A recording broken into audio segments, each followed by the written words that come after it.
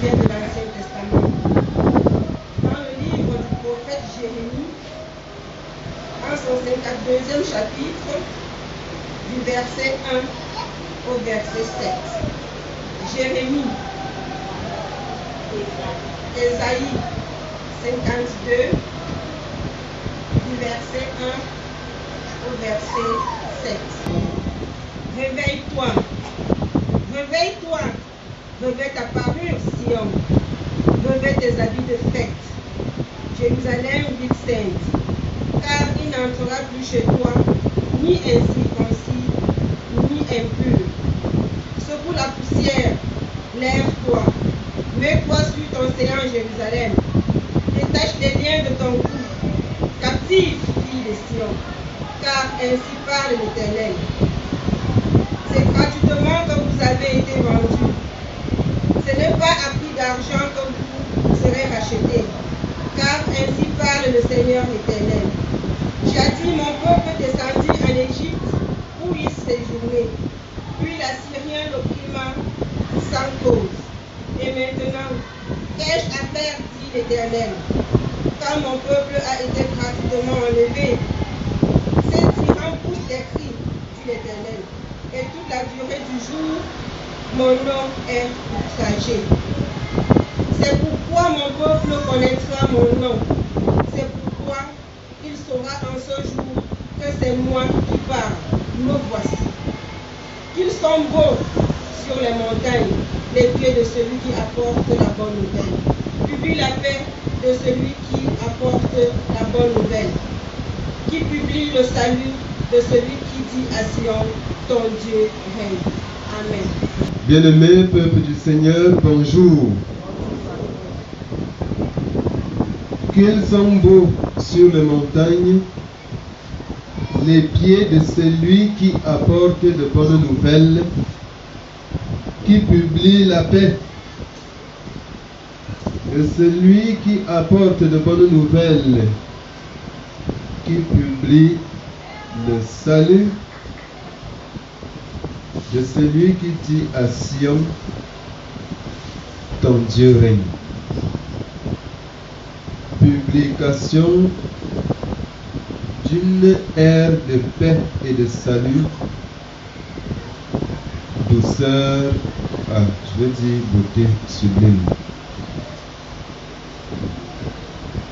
Publication d'une ère de paix et de salut, beauté sublime, c'est le thème.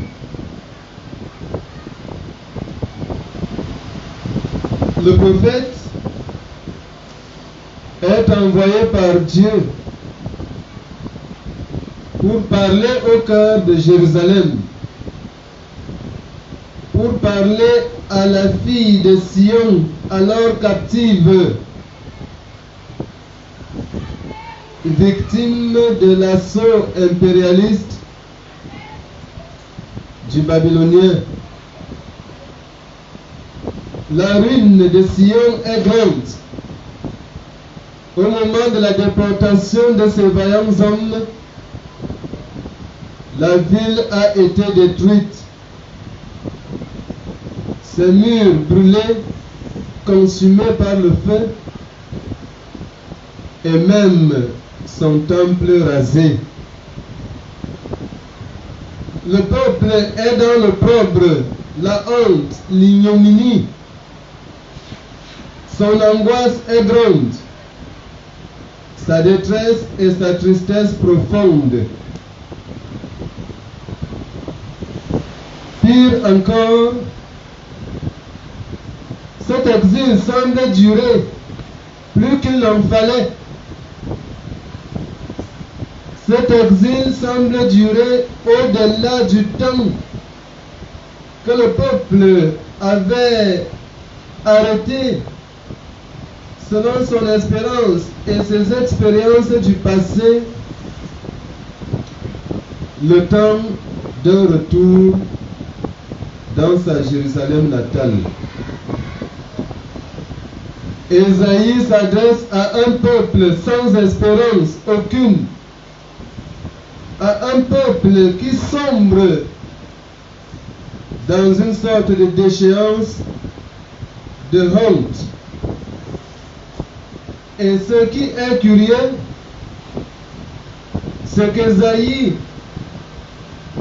passe en revue les différents événements qui auront marqué la vie de ce peuple, et surtout d'une façon négative.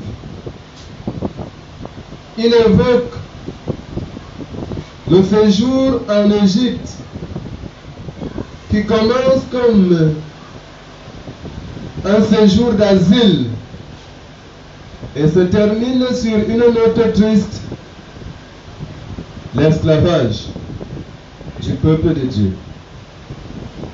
Il évoque les nombreuses humiliations que l'Assyrien aura infligées à ce peuple. Il évoque enfin l'exil à Babylone dont ce peuple fait l'objet au moment où cette ère de consolation lui est annoncée. Chose davantage curieuse, le prophète fait que le peuple s'identifie à Dieu. Et on voit Dieu qui dit: mon nom est outragé parce que ce peuple reste en exil sous les coups d'un peuple barbare. Le nom du peuple est donc le nom de Dieu. Israël est le nom du peuple. Juda est le nom du peuple.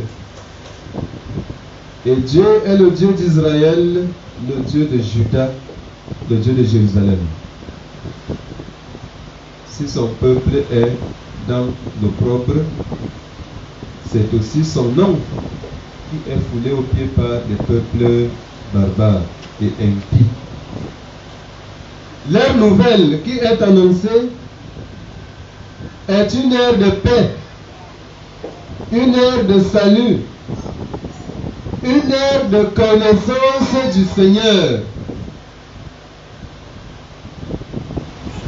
une ère de la révélation parfaite de Dieu.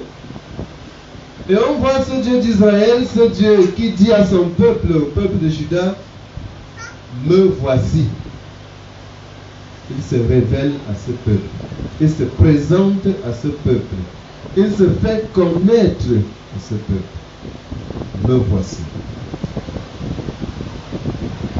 Il se fait connaître à ce peuple comme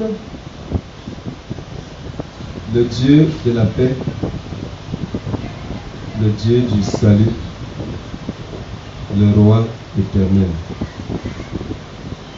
Qu'ils sont beaux sur les montagnes les pieds de celui qui annonce de bonnes nouvelles, qui publie la paix, de celui qui annonce de bonnes nouvelles, qui publie le salut, de celui qui dit à Sion: ton Dieu règne.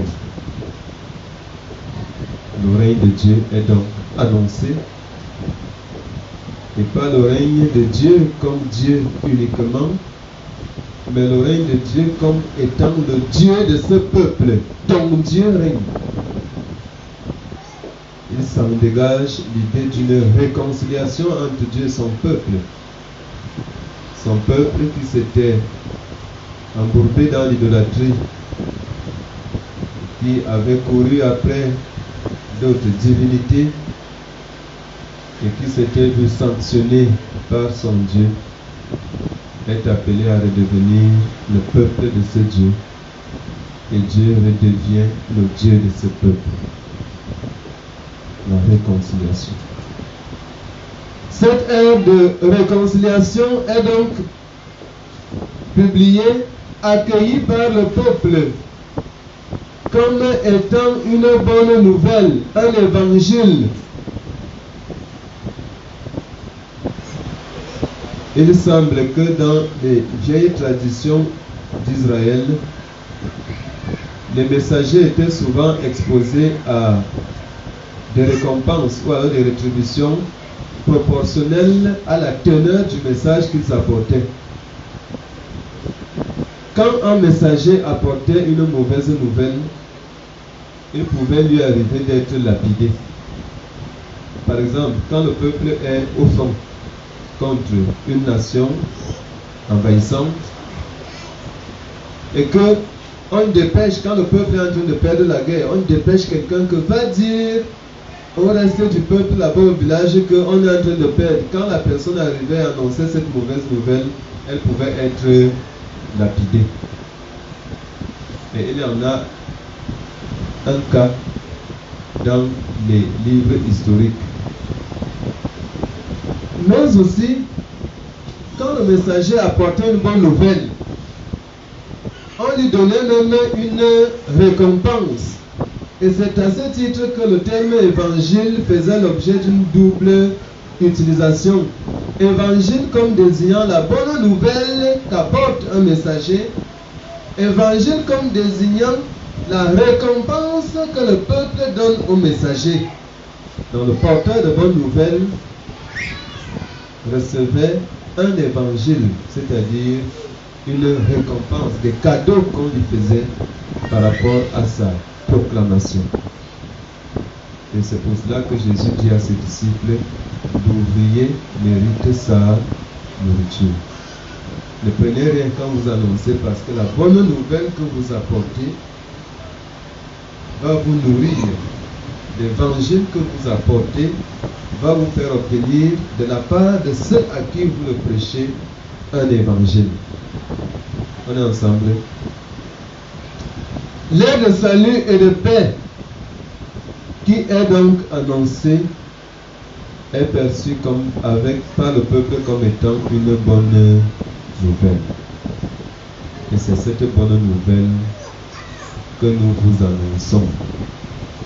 C'est qu'il est venu l'ère nouvelle où Dieu se réconcilie avec son peuple, où Dieu se fait davantage connaître à son peuple. Et il lui dit, me voici, à travers l'Emmanuel dont nous allons commémorer la venue au monde dans quelques jours, Dieu avec nous. C'est ce Jésus qui vient nous réconcilier avec Dieu, qui vient rétablir cette relation d'alliance que nous avions brisée à cause de notre désobéissance et de notre rébellion, de notre perversion.